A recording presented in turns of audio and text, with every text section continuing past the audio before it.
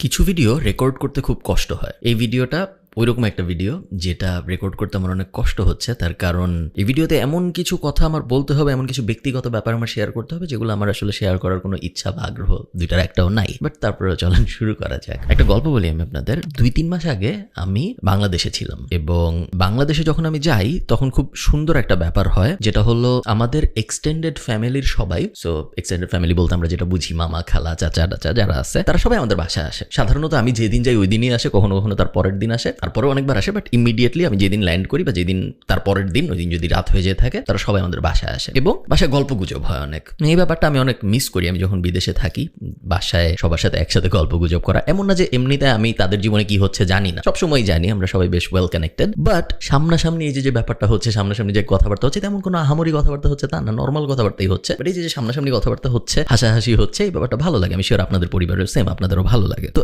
একটা দিনের কথা আমার স্পেসিফিক্যালি মনে আছে। ওই দিনটায় আমি ডাইনিং টেবিলে বসা ঢাকায় আমাদের বাসায়, এবং আমাদের পরিবারের আরো কিছু, আমার নিজের ফ্যামিলির কথা বলতেছি আমি, ফ্যামিলির আরো কিছু মানুষ ওই সেম ডাইনিং টেবিলেই বসা। তো ওই যারা বসা তাদের মধ্যে একজন আরেকজনকে জিজ্ঞেস করতেছে যে তুই কি জানিস একটা ঝামেলা হয়েছে যে? তো ওইজন জিজ্ঞেস করছে কি ঝামেলা? তো ইনি বলছে যে এক টিকটকার আছে, সেই টিকটকারের তার থেকে বড় বয়সী এক মহিলার সাথে বিয়ে হয়েছে, সম্পর্ক হয়েছে, এবং তারপরে তাদের মধ্যে একটা পারিবারিক কলহ হয়েছে।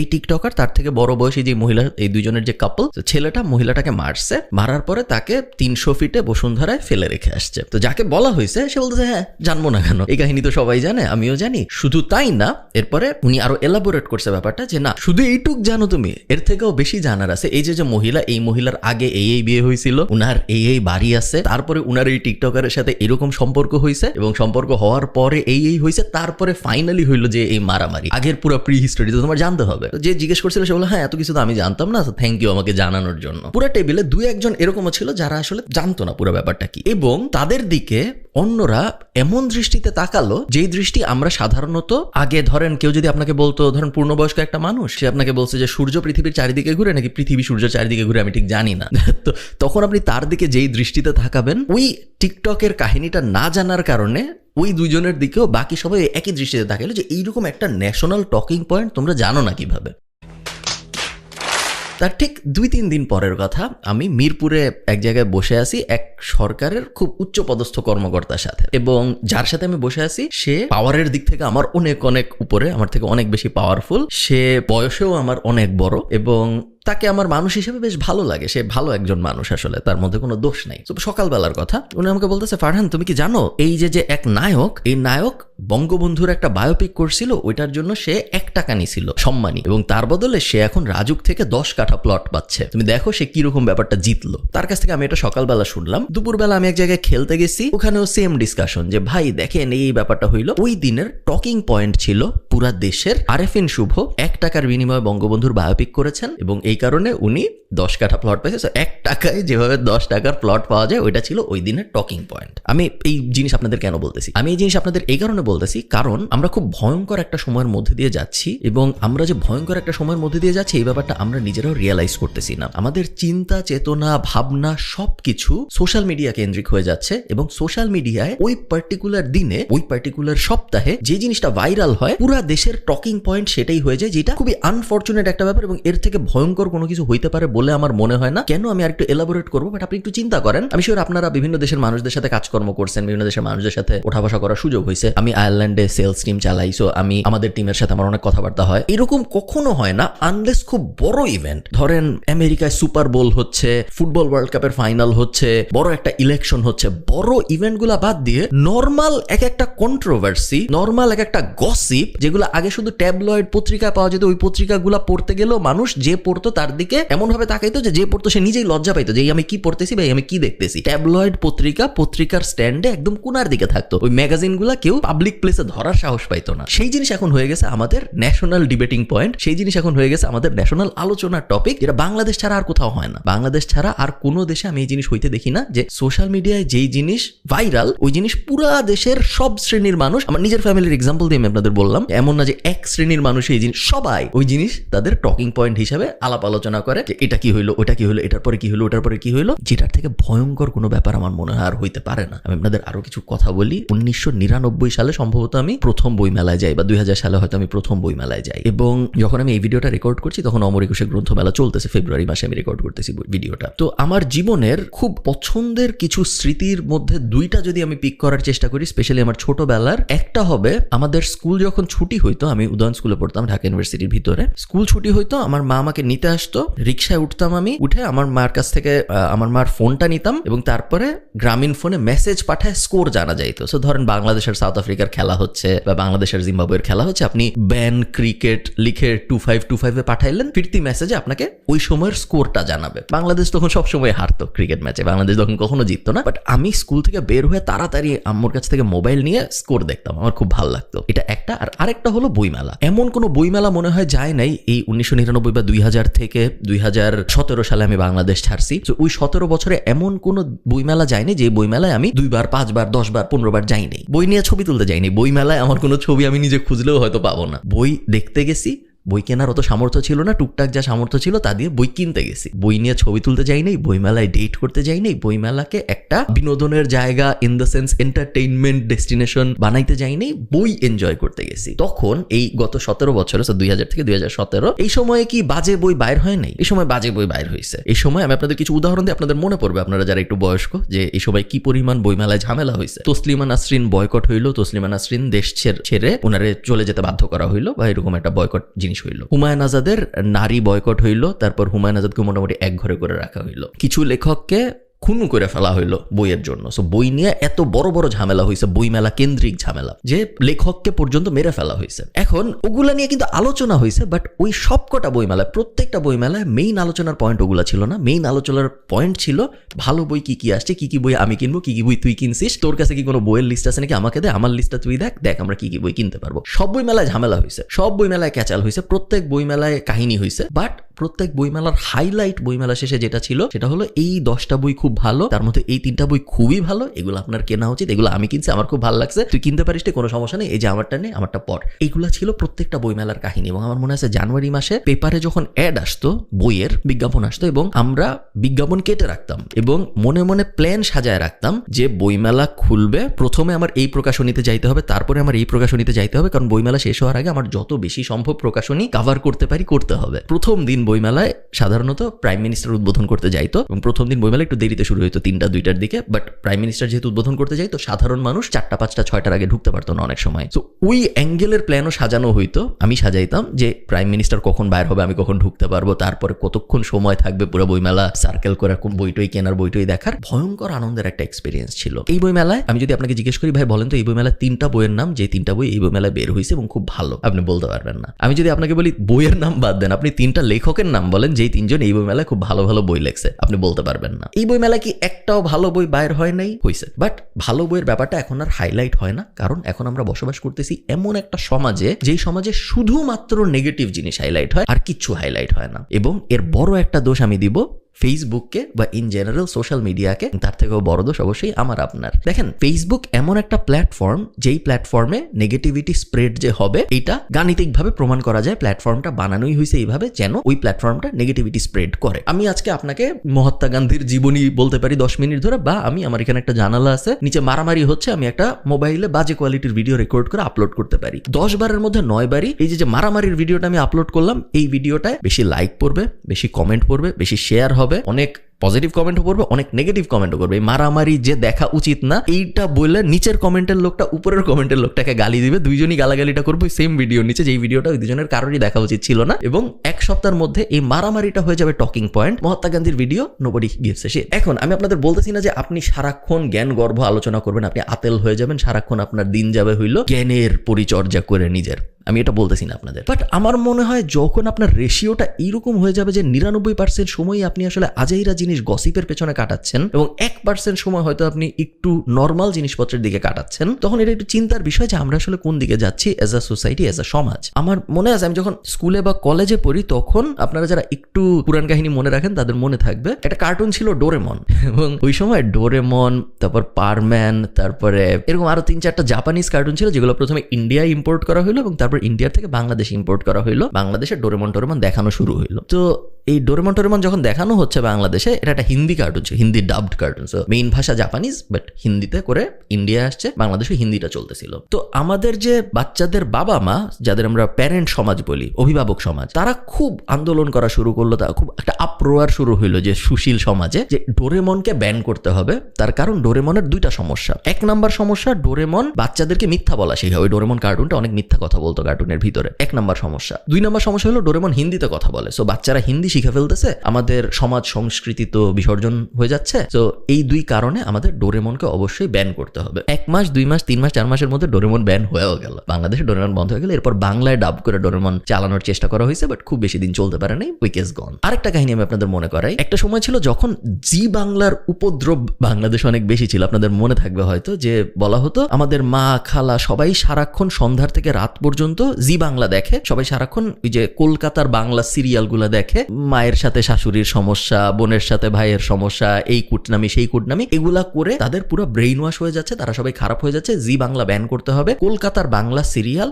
বাংলাদেশে টেলিকাস্ট ব্যান করতে হবে, কারণ আমাদের মা বোনরা ধ্বংস হয়ে যাচ্ছে সিরিয়াল দেখে দেখে। এগেইন সুশীল সমাজ আপ্রোয়ার, ইভেনচুয়ালি ব্যান হয়েছে। আপনারা ব্যাপারটা বুঝতে পারেন নাই, গত 4 বছরে ডোরেমনের সমস্যা যোগ এই যে আমাদের মা খালার এই যে চ্যানেলের সমস্যা, যেটা জি বাংলার সমস্যা আমরা বলতেছি, এগুলা 300 গুণ বেশি হয়ে ফেসবুক ওয়াচের ভিতরে এবং ইউটিউবের ভিতরে আত্মপ্রকাশ করছে। ডোরেমনে এটলিস্ট কেউ একজন দেখছে, জাপানে যখন প্রথম কার্টুনটা বানানো হয়েছে কেউ একজন ম্যানুয়ালি এই জিনিসটা দেখে স্ক্রিপ্ট বানায় অ্যাপ্রুভাল দিছে। সিরিয়াল যখন ছাপানো হয়েছে টিভিতে, তখন সিরিয়াল যে অ্যাপ্রুভাল সিরিয়ালের পরিচালক থাকে, একটা ডিরেক্টর থাকে, খারাপ, বাট ওই খারাপের একটা লিমিট আছে। সোশ্যাল মিডিয়ায় যখন কিছু আপলোড করা হয় এখন, এই খারাপের কোনো লিমিট নাই, এবং আমরা একটা নেগেটিভ সার্কুলার মোশনের মধ্যে আছি, যেখানে প্রত্যেকে নতুন খারাপের ব্যারিয়ার সেট করতেছে, তার কারণ আগের খারাপে আর কাজ হচ্ছে না। আমি একটু এলাবোরেট করি, তাহলে আপনার বুঝতে সুবিধা হবে যে কেন এই ব্যাপারটা এত বেশি ভয়ঙ্কর, এবং আমি কেন এই বিষয়টা নিয়ে অনেক বেশি চিন্তিত, এবং আমার মনে হয় আপনাদেরও চিন্তিত হওয়া উচিত। দেখেন, হিউম্যান বিং এর সেন্সিটিভিটি টলারেন্সের একটা বিষয় আছে, যে আপনি মনে করেন আজকে রাস্তায় হাঁটতে বের হয়েছেন, আপনি রাস্তায় হাঁটতে বের হয়ে দেখলেন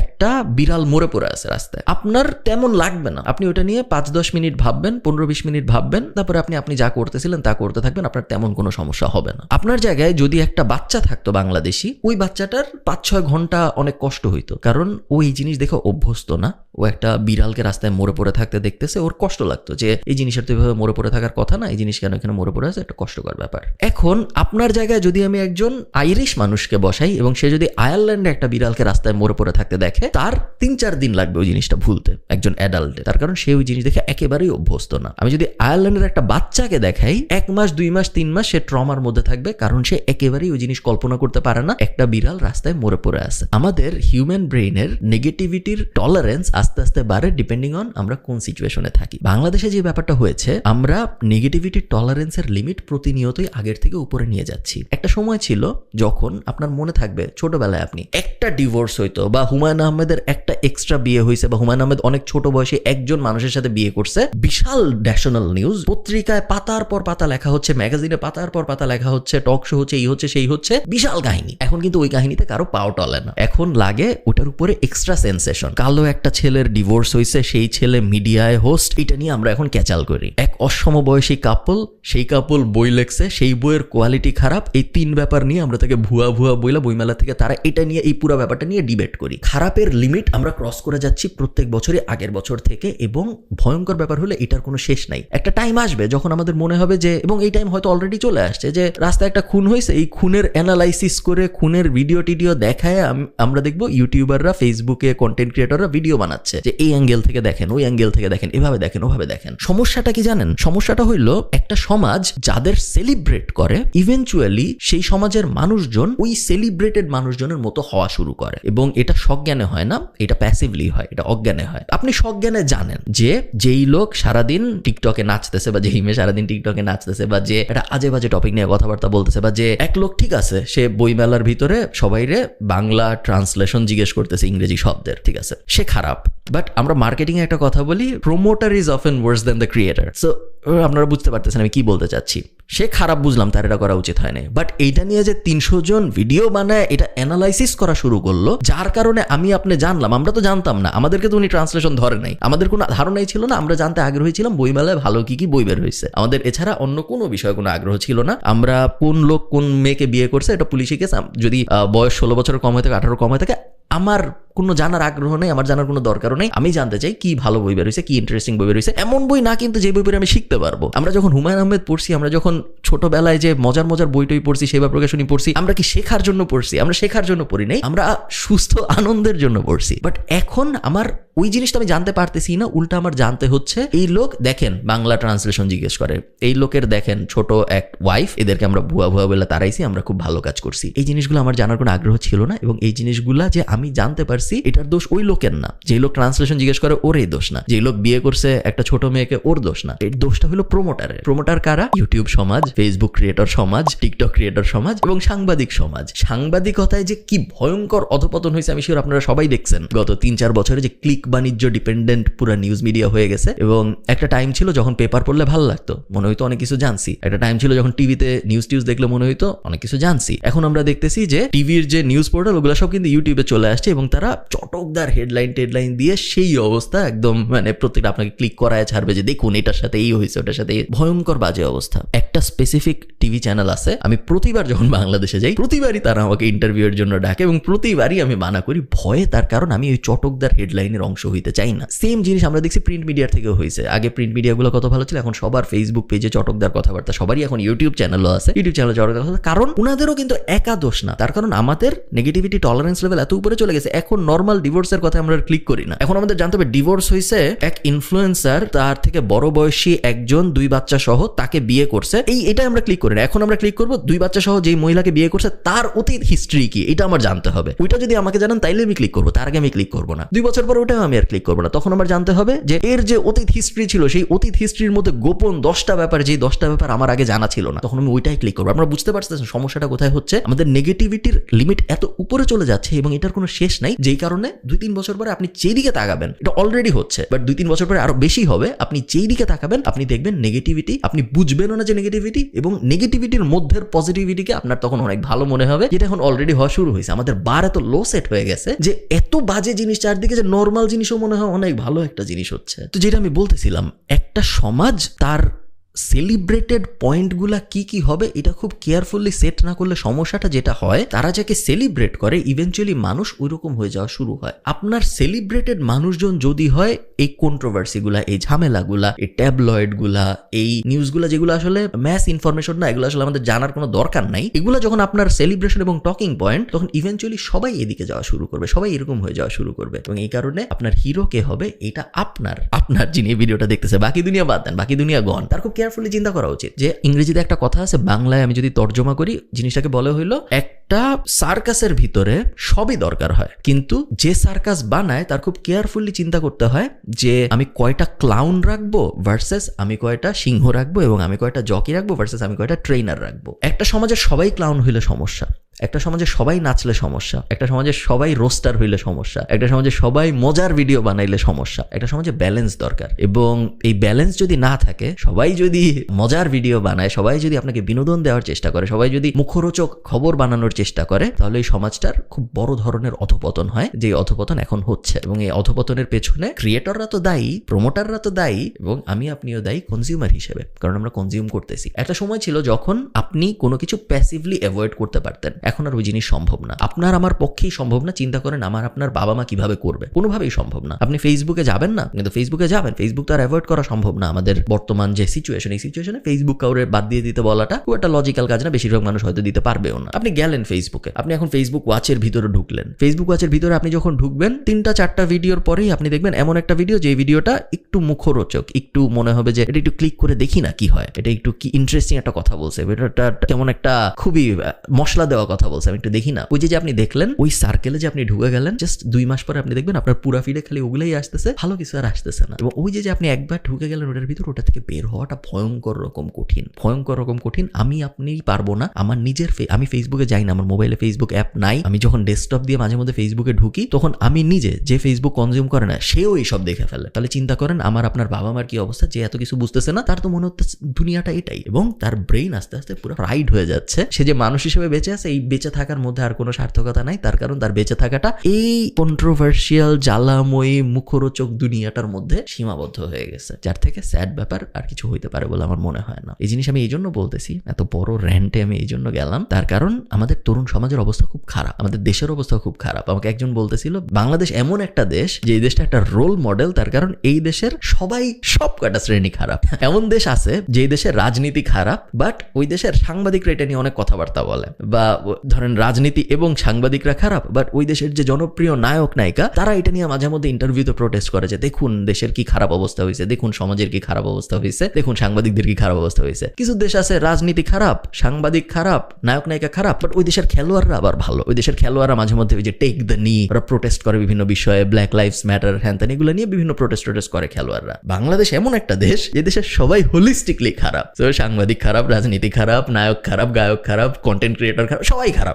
হোলিস্টিকলি আমরা সবাই খারাপ, সবাই একসাথে অংশ। তো যেই দেশের এরকম ভয়ঙ্কর অবস্থা, সেই দেশের কোনো ভবিষ্যৎ কিন্তু খুব বেশি আসলে দেখা যায় এরকম না। এবং আপনি যদি কাছের থেকে দেখেন, আমাদের যেহেতু ধরেন আমি এই যে ভিডিও বানাই, ভিডিও আমার মেইনলি দেখা হইলো 25 থেকে 34 বছর বয়সী মানুষ, প্যাসিভ জার্নাল আছে যেখানে 22,000-এর মতো মানুষ আছে। আমি খুব কাছের থেকে তরুণ সমাজ দেখি এবং কাছের থেকে দেখে আমি প্রত্যেক দিন এই রিয়েলাইজেশন আরেকবার পাই যে আমাদের অবস্থা খুব ভয়ঙ্কর এবং আমরা প্রতিনিয়তই আরো খারাপের দিকে যাচ্ছি। আমার কথা আপনার বিশ্বাস করতে হবে না। আপনি আপনার বাবাকে, আপনি আপনার অনেক বড় কোনো ভাই থাকলে তাকে, বা আপনার দাদাকে, চাচাকে জিজ্ঞেস করেন যে আপনারা যখন ছোট ছিলেন আপনারা কি নিয়ে আলাপ আলোচনা করতেন, আপনারা যখন কলেজে পড়তেন, আপনারা যখন ইউনিভার্সিটিতে পড়তেন, আপনারা কি নিয়ে আলাপ আলোচনা করতেন বলেন তো? আপনারা বন্ধুরা এক হইলে বা চায়ের দোকানে গেলে বা কোনো একটা ডিবেটিং পয়েন্টে বসলে কি নিয়ে কথাবার্তা হইতো মেইনলি? আপনি দেখবেন কি কি ইন্টারেস্টিং টপিক বের হয়, অনেক ইন্টারেস্টিং টপিক বের হবে। বাট আপনি নিজে চিন্তা করেন তো, আপনি আপনার বন্ধুদের সাথে কি নিয়ে কথাবার্তা বলছেন লাস্ট গত 1 মাসে 2 মাসে? আপনি কথাবার্তা বলছেন নর্থ সাউথের নাচ নিয়ে, আপনি কথাবার্তা বলছেন বই মেলার ভিতরের